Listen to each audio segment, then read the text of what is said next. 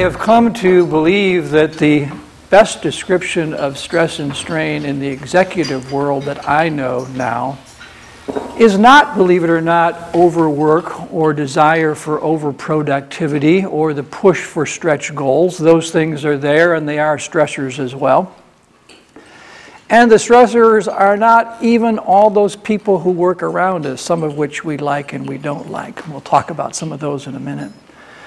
But the stress of our modern world is continuous partial attention.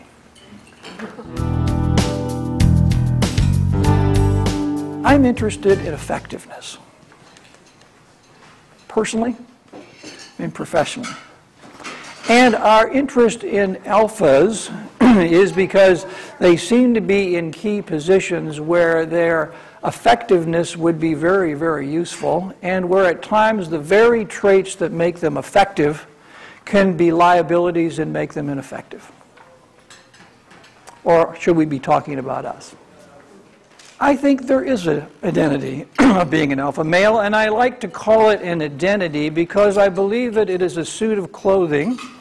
It's a uniform that we actually were encouraged to put on for a lot of different reasons early on, and it actually led to a great deal of success and productivity, and unfortunately we continue to go into the closet without the lights on, and we put it on every day.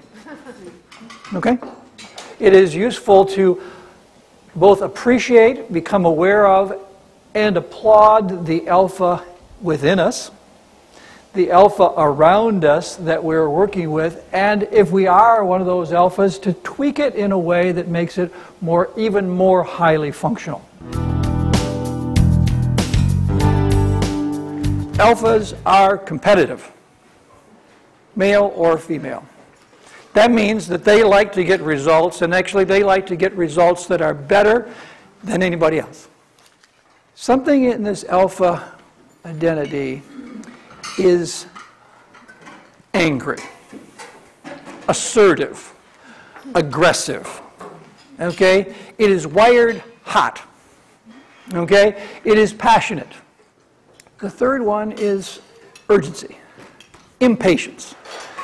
And the combination can be both very productive and relatively toxic.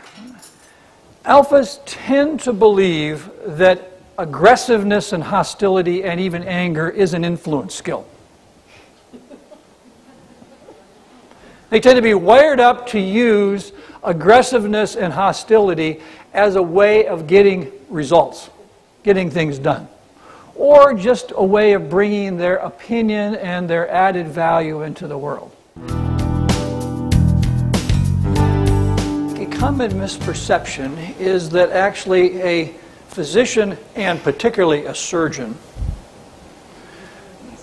couldn't possibly have the awareness that we'd be useful in anything that could contribute to anyone's leadership development.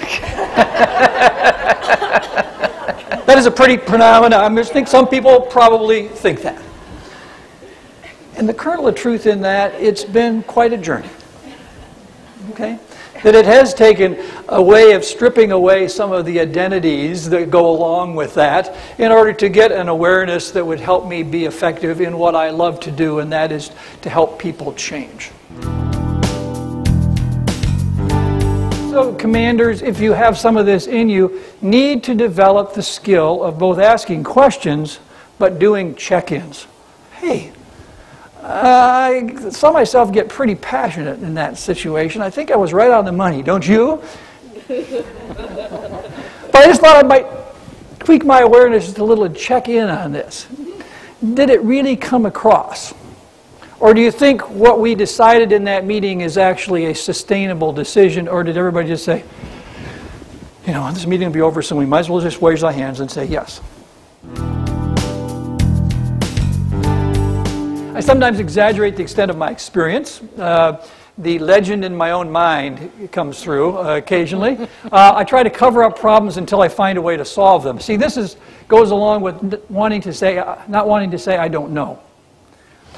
One of the greatest questions that I think we both in some ways ask commander types of executives working with is, do you think that you are actually coachable? Because generally speaking, commanders, although they might say, I'm really open to your feedback, are not actually very coachable. Commanders particularly, but all alphas in general, love the feeling of adrenaline. And the feeling of adrenaline and the impact of adrenaline is very positive in that it creates productivity, competitiveness, and getting results. However, as you well know, it takes you into a portion of your brain that was designed to be a crocodile, not to be a thinker.